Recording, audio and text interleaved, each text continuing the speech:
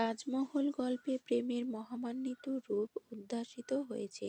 আগ্রার তাজমহলের কাছে এক দাতব্য চিকিৎসালয়ে এক বৃদ্ধ মুসলমান ঝুড়িতে করে বয়ে নিয়ে আসে তার বেগমকে চিকিৎসার জন্য। ডাক্তার দেখে বলেন, ক্যাংক্রাস অরিস নামের রোগে বেগমের মুখের অর্ধখানা পচে গেছে, ডান দিকের গলাটা নেই, দাঁতগুলো বীভৎসভাবে বেরিয়ে আছে, দুর্গন্ধে কাছে যাওয়া যায় না। এই বীভৎস রোগীকে সকলের আপত্তির কারণে হাসপাতালে ঠাঁই দেওয়া যায় না, বাইরের গাছতলায় রাখতে হয়। বৃদ্ধ নির্বিকারে তার বেগমের সেবা করে চলেন। একদিন মুষলধারার বৃষ্টির মধ্যে দেখা যায় একটি চাদরে দুটো খুঁটি গাছের ডালে বেঁধেছে আর দুটো খুঁট নিজের হাতে ধরে দাঁড়িয়ে আছে, আর চাদরের তলায় রয়েছে বেগম সাহেব।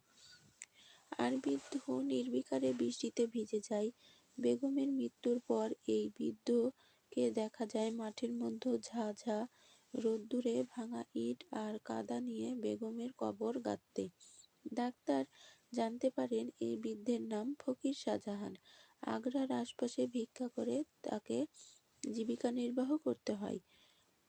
তাজমহলের বিপরীতে ফকির শাহজাহানের কাদা ইটের তাজমহল গড়ার এই আশ্চর্য ছবিতে মানুষ হিসেবে সম্রাট ও ফকিরের প্রেমের সমমূল্যতার প্রতি ইঙ্গিত করা হয়েছে।